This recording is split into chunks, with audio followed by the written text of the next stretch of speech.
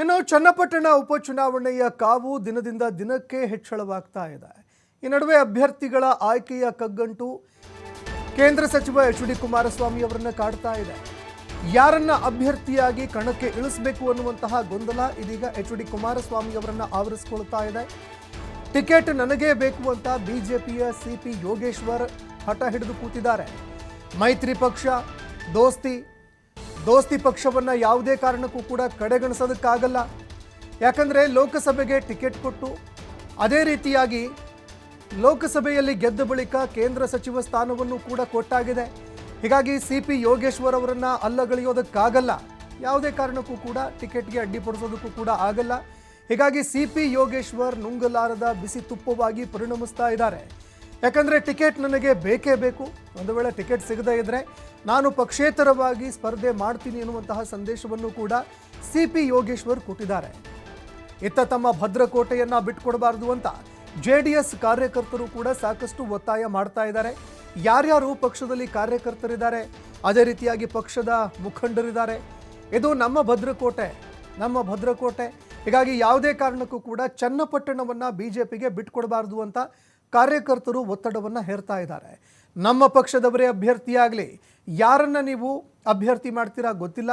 ನಿಖಿಲ್ ಕುಮಾರಸ್ವಾಮಿ ಅವ್ರನ್ನ ಮಾಡ್ತೀರಾ, ಮತ್ತೊಬ್ಬರನ್ನ ಮಾಡ್ತೀರಾ, ಅಥವಾ ಮಗದೊಬ್ಬರನ್ನ ಮಾಡ್ತೀರಾ, ನಮಗೆ ಗೊತ್ತಿಲ್ಲ. ಆದರೆ ನಮ್ಮದೇ ಪಕ್ಷದ ಒಂದು ಅಭ್ಯರ್ಥಿಗಳು ಈ ಒಂದು ಕಣದಲ್ಲಿ ಇಳಿಬೇಕು ಅಂತ JDS ಮುಖಂಡರು ಒತ್ತಡವನ್ನು ಹೇರ್ತಾ ಇದ್ದಾರೆ. ನಿಖಿಲ್ ಅಥವಾ ಸ್ಥಳೀಯ ಕಾರ್ಯಕರ್ತರನ್ನ ಚುನಾವಣೆಗೆ ನಿಲ್ಲಿಸಿ ಅಂತ ಒತ್ತಾಯವನ್ನು ಮಾಡ್ತಾ ಇದ್ದಾರೆ. ಹೀಗಾಗಿ ಅಭ್ಯರ್ಥಿ ವಿಚಾರದಲ್ಲಿ ಕುಮಾರಸ್ವಾಮಿ ಅವರು ಸಾಕಷ್ಟು ಗೊಂದಲಕ್ಕೆ ಒಳಗಾಗಿದ್ದಾರೆ. ಒಂದು ವೇಳೆ ಟಿಕೆಟ್ ಏನಾದರೂ ಕೊಡದೇ ಇದ್ದರೆ, ಅಂದರೆ ಒಂದು ವೇಳೆ ತಮಗೆ ಬೇಕು ಅಂತ ಟಿಕೆಟನ್ನು ಉಳಿಸ್ಕೊಂಡಿದ್ದೇ ಆದರೆ, ಸಿಪಿ ಯೋಗೇಶ್ವರ್ ಏನಾದರೂ ಪಕ್ಷೇತರ ಅಭ್ಯರ್ಥಿಯಾಗಿ ಕಣಕ್ಕಿಳಿದಿದ್ದೇ ಆದರೆ, ಆಗ ಒಂದು ವೇಳೆ ಇದು ಪಕ್ಷಕ್ಕೂ ಕೂಡ ಡ್ಯಾಮೇಜ್ ಆಗುವಂತಹ ಸಾಧ್ಯತೆ ಇದೆ. ಚುನಾವಣೆಯಲ್ಲಿ ಹಿನ್ನಡೆಗೂ ಕೂಡ ಸಾಧ್ಯತೆ ಆಗಬಹುದು. ಹೀಗಾಗಿ ತಮ್ಮ ತವರು ಕ್ಷೇತ್ರವನ್ನು ಉಳಿಸ್ಕೊಳ್ಳುವ ಲೆಕ್ಕಾಚಾರದಲ್ಲಿ ದಳಪತಿಗಳು ಇದ್ದಾರೆ. ಇನ್ನು ಮೈತ್ರಿ ನಾಯಕರ ಜೊತೆಯಲ್ಲಿ ಚರ್ಚೆ ಮಾಡಿ ತೀರ್ಮಾನ ಮಾಡೋದಕ್ಕೆ ಅಂತ ಎಚ್.ಡಿ. ಕುಮಾರಸ್ವಾಮಿ ಅವರು ಮುಂದಾಗುವಂತಹ ಸಾಧ್ಯತೆ ಇದೆ. ಯಾಕಂದರೆ ಮೈತ್ರಿ ದೋಸ್ತಿ ನಾಯಕರನ್ನ ಬಿಟ್ಟು ಯಾವುದೇ ರೀತಿಯಾದಂತಹ ನಿರ್ಧಾರ ಮಾಡೋದಕ್ಕಾಗಲ್ಲ. ಚನ್ನಪಟ್ಟಣದಲ್ಲಿ ಏನೇ ಆದರೂ ಕೂಡ ಮೈತ್ರಿ ಅಭ್ಯರ್ಥಿಯನ್ನು ಕಣಕ್ಕೆ ಇಳಿಸಬೇಕಾಗತ್ತೆ. ಹೀಗಾಗಿ ಮೈತ್ರಿ ಅಭ್ಯರ್ಥಿಯನ್ನಾಗಿ ಯಾರನ್ನ ಕಣಕ್ಕೆ ಇಳಿಸಬೇಕು ಅನ್ನುವಂತಹ ಪ್ರಶ್ನೆ ಗೊಂದಲ ಒಂದು ಕಡೆ ಆದರೆ, ಮತ್ತೊಂದೆಡೆಯಲ್ಲಿ ತಮ್ಮ ಕ್ಷೇತ್ರವನ್ನು, ತಮ್ಮ ತವರು ಕ್ಷೇತ್ರ, ಅದೇ ರೀತಿಯಾಗಿ ಭದ್ರಕೋಟೆಯನ್ನು ಯಾವ ರೀತಿಯಾಗಿ ಬಿಜೆಪಿಗೆ ಹೇಗಪ್ಪ ಬಿಟ್ಕೊಡೋದು ಅನ್ನುವಂತಹ ಒಂದು ಪ್ರಶ್ನೆ ಕೂಡ ಅವರನ್ನು ಕಾಡ್ತಾ ಇರುವಂಥದ್ದು.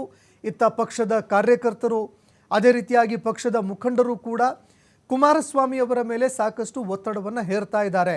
ಯಾವುದೇ ಕಾರಣಕ್ಕೂ ಬಿಜೆಪಿಯನ್ನು ಟಿಕೆಟ್ ಬಿಟ್ಕೊಡಬೇಡಿ, ಅದೇ ರೀತಿಯಾಗಿ ಇದು ನಮ್ಮ ಭದ್ರಕೋಟೆ. ಹೀಗಾಗಿ ನಮ್ಮದೇ ಪಕ್ಷದ ಕಾರ್ಯಕರ್ತರಿಗೆ ಅಥವಾ ಯಾರು ಪಕ್ಷದಲ್ಲಿ ಮುಖಂಡರಿದ್ದಾರೆ ಅವರಿಗೆ ಟಿಕೆಟ್ ಕೊಡಿ, ಇಲ್ಲ ನಿಮ್ಮ ಮಗ ನಿಖಿಲ್ ಕುಮಾರಸ್ವಾಮಿ ಏನಿದ್ದಾನೆ ಅವ್ರಿಗಾದರೂ ಟಿಕೆಟ್ ಕೊಟ್ಕೊಳ್ಳಿ, ಆದರೆ ಯಾವುದೇ ಕಾರಣಕ್ಕೂ ಕೂಡ ನಮ್ಮ ಭದ್ರಕೋಟೆಯನ್ನು ಬಿಟ್ಕೊಡಬೇಡಿ ಅಂತ ಕಾರ್ಯಕರ್ತರು ಹಾಗೂ ಮುಖಂಡರು ಒತ್ತಡ ಹೇರ್ತಾ ಇದ್ದಾರೆ ಅನ್ನುವಂತಹ ಮಾತುಗಳು ಕೂಡ ಕೇಳಿಬರ್ತಾ ಇದೆ. ಹೀಗಾಗಿ ಎಚ್.ಡಿ. ಕುಮಾರಸ್ವಾಮಿ ಅವರು ಯಾವ ನಡೆಯನ್ನು ಅನುಸರಿಸ್ತಾರೆ ಅನ್ನುವಂಥದ್ದನ್ನು ಕೂಡ ಕಾದು ನೋಡಬೇಕಾಗತ್ತೆ. ಇನ್ನು ಅದೇ ರೀತಿಯಾಗಿ ಮೈತ್ರಿ ನಾಯಕರ ಜೊತೆಯಲ್ಲೂ ಕೂಡ ಈ ವಿಷಯಕ್ಕೆ ಸಂಬಂಧಪಟ್ಟಂತೆ ಚರ್ಚೆ ಮಾಡಿ ಒಂದು ನಿರ್ಧಾರಕ್ಕೆ ಬರುವಂತಹ ಸಾಧ್ಯತೆಗಳು ಕೂಡ ಇದೆ. ಇನ್ನು ಮೈತ್ರಿ ಪಕ್ಷದ ನಾಯಕರು ಏನು ಹೇಳ್ತಾರೆ, ಯಾವ ರೀತಿಯಾಗಿ ಒಂದು ಆ ಟಿಕೆಟ್ ವಿಚಾರವನ್ನು ಪರಿಹರಿಸ್ಕೊಳ್ತಾರೆ ಅನ್ನುವಂಥದ್ದನ್ನು ಕಾದು ನೋಡಬೇಕಾಗತ್ತೆ. ಈ ಬಗ್ಗೆ ಮತ್ತಷ್ಟು ಮಾಹಿತಿ ಕೊಡ್ತಾ ಹೋಗ್ತಾರೆ ಪ್ರತಿನಿಧಿ LN ಸ್ವಾಮಿ ಫೋನ್ ಸಂಪರ್ಕದಲ್ಲಿ ಜಾಯ್ನ್ ಆಗಿದ್ದಾರೆ. LN ಸ್ವಾಮಿ, ಮೈತ್ರಿ ಧರ್ಮವನ್ನು ಯಥಾವತ್ತಾಗಿ ಕಾಪಾಡಿಕೊಳ್ಳಲೇಬೇಕು ಅಂತಹ ಒಂದು ಸಂದಿಗ್ಧ ಪರಿಸ್ಥಿತಿ ಕುಮಾರಸ್ವಾಮಿ ಅವರ ಎದುರಿಗಿದ್ರೆ, ಮತ್ತೊಂದೆಡೆಯಲ್ಲಿ ತಮ್ಮ ಭದ್ರಕೋಟೆ ಚನ್ನಪಟ್ಟಣವನ್ನು ಉಳಿಸ್ಕೊಳ್ಳುವಂಥದ್ದು ಟಿಕೆಟ್ ವಿಚಾರ ಯಾವ ರೀತಿಯಾಗಿ ಗೊಂದಲ ಉಂಟು ಮಾಡ್ತಾ ಇದೆ, ಅದೇ ರೀತಿಯಾಗಿ ಕುಮಾರಸ್ವಾಮಿ ಬಿಜೆಪಿ ಯಾವ ನಡೆಯನ್ನು ಅನುಸರಿಸಬಹುದು ಅಂತ. ಸಂತೋಷ್, ಸದ್ಯ ಚನ್ನಪಟ್ಟಣದ ಉಪಚುನಾವಣೆ ಕದನ ಸಾಕಷ್ಟು ಕಾವೇರೋದ್ರ ಜೊತೆಗೆ ಕುತೂಹಲವನ್ನು ಮೂಡಿಸ್ತಾ ಇದೆ.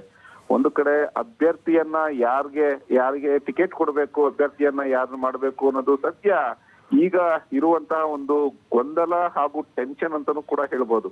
ಅಂದ್ರೆ JDS ನಿಂದ ಅಭ್ಯರ್ಥಿ ಯಾರಾಗ್ತಾರೆ, ಒಂದು ಕಡೆ MLC ಆದಂತಹ ಸಿಪಿ ಯೋಗೇಶ್ ಅವರು ಕೂಡ ನಾನೇ ಅಭ್ಯರ್ಥಿ, ನಾನು ಪಕ್ಷೇತರನಾಗಾದ್ರೂ ಕಣಕ್ಕಿಳಿತೀನಿ ಅನ್ನೋ ಈಗಾಗಲೇ ಸಂದೇಶವನ್ನ ಕೊಟ್ಟಿದ್ದಾರೆ.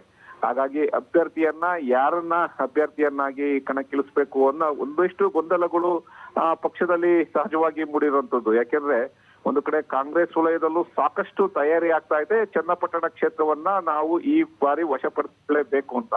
ಹಾಗಾಗಿ ಅಂದ್ರೆ ಕುಮಾರಸ್ವಾಮಿ ಅವರು ಕೇಂದ್ರ ಸಚಿವರಾದ ಬಳಿಕ ತೆರವಾಗಿರುವಂತಹ ಒಂದು ಕ್ಷೇತ್ರವನ್ನ ಮತ್ತೆ ನಾವು ಕಾಪಾಡ್ಕೊಳ್ಬೇಕು ಎಂಬ ಒಂದು ಲೆಕ್ಕಾಚಾರದಲ್ಲಿ ಜೆಡಿಎಸ್ ನಾಯಕರು ಇದ್ದಾರೆ.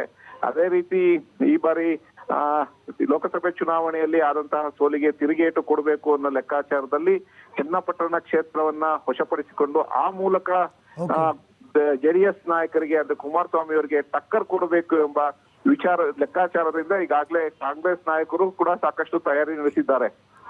ಒಂದು ಕಡೆ ಚನ್ನಪಟ್ಟಣ ಭದ್ರಕೋಟೆ, ಜೆಡಿಎಸ್ ನ ಭದ್ರಕೋಟೆಯನ್ನ ತಮ್ಮಲ್ಲೇ ಉಳಿಸ್ಕೊಳ್ಬೇಕು, ತಮ್ಮ ಅಭ್ಯರ್ಥಿ ಪಕ್ಷದ ನಾಯಕರಿಗೆ ಅಥವಾ ಕಾರ್ಯಕರ್ತರಿಗೆ ಟಿಕೆಟ್ ಕೊಡಿ, ಇಲ್ಲ ನಿಖಿಲ್ ಕುಮಾರಸ್ವಾಮಿ ಅವರ ಸ್ಪರ್ಧೆ ಕಣಕ್ಕಿಳಿಸಬೇಕು ಎಂಬ ಒತ್ತಡವನ್ನ ಅಲ್ಲಿನ ಕಾರ್ಯಕರ್ತರು ಹಾಗೂ ಮುಖಂಡರು ಆಗ್ತಾ ಇರೋಂಥದ್ದು. ಈ ಗೊಂದಲದಲ್ಲಿ ಯಾರಿಗೆ ಟಿಕೆಟ್ ಕೊಡಬೇಕು ಅನ್ನೋದು ಕೂಡ ಸಾಕಷ್ಟು ಒಂದು ಕುತೂಹಲ ಮೂಡಿಸ್ತಾ ಇರೋಂಥದ್ದು. ಜೊತೆಗೆ ಚನ್ನಪಟ್ಟಣ ಉಳಿಸ್ಕೊಳ್ಬೇಕು ಎಂಬ ಸಿದ್ಧತೆಯಲ್ಲಿ ಇರುವಂತಹ ಕೇಂದ್ರ ಸಚಿವರಾದಂತಹ ಕುಮಾರಸ್ವಾಮಿ ಯಾರಿಗೆ ಟಿಕೆಟ್ ಕೊಡ್ತಾರೆ ಅನ್ನೋದು ಕೂಡ ಸಾಕಷ್ಟು ಕುತೂಹಲ ಮೂಡಿಸ್ತಾ ಇದೆ. ಒಂದು ಕಡೆ ಸ್ಥಳೀಯ ಕಾರ್ಯಕರ್ತರಿಗೆ ಏನಾದ್ರು ಟಿಕೆಟ್ ಕೊಡ್ತಾರ, ಅಥವಾ ನಿಖಿಲ್ ಕುಮಾರಸ್ವಾಮಿ ಅವರ ಮನವೊಲಿಸಿ ಅವರನ್ನ ಸ್ಪರ್ಧೆಗೆ ಇಳಿಯುವಂತೆ ಮಾಡ್ತಾರ, ಅಥವಾ ಏನು ಕೇಂದ್ರ ಬಿಜೆಪಿ ಹೈಕಮಾಂಡ್ ನಾಯಕರ ಜೊತೆ ಚರ್ಚಿಸಿ ಯಾರಿಗೆ ಟಿಕೆಟ್ ಕೊಡ್ತಾರೆ ಅನ್ನೋದು ಕೂಡ ಸಾಕಷ್ಟು ಕುತೂಹಲ ಮೂಡಿಸ್ತಾ ಇದೆ. ಒಂದು ಕಡೆ ಸಿಪಿಐ ಅವರ ನಿರ್ಧಾರ, ಮತ್ತೊಂದು ಕಡೆ ಕಾಂಗ್ರೆಸ್ ನಾಯಕರು ಕೂಡ ಆ ಕ್ಷೇತ್ರವನ್ನ ಗೆಲ್ಸ್ಕೊಳ್ಬೇಕು ಎಂಬ ಒಂದು ಹಠ. ಈ ಎರಡರ ನಡುವೆ ಕುಮಾರಸ್ವಾಮಿ ಅವರು ಯಾರಿಗೆ ಟಿಕೆಟ್ ಕೊಡ್ತಾರೆ ಅನ್ನೋದು ಕೂಡ ಸಾಕಷ್ಟು ಒಂದು ಕುತೂಹಲ ಮೂಡಿಸ್ತಾ ಇರೋಂಥದ್ದು. ಸಂತೋಷ್, ಧನ್ಯವಾದಗಳು ಎಲ್ ಎನ್ ಸ್ವಾಮಿ ನಿಮ್ಮೆಲ್ಲ ಮಾಹಿತಿಗೆ.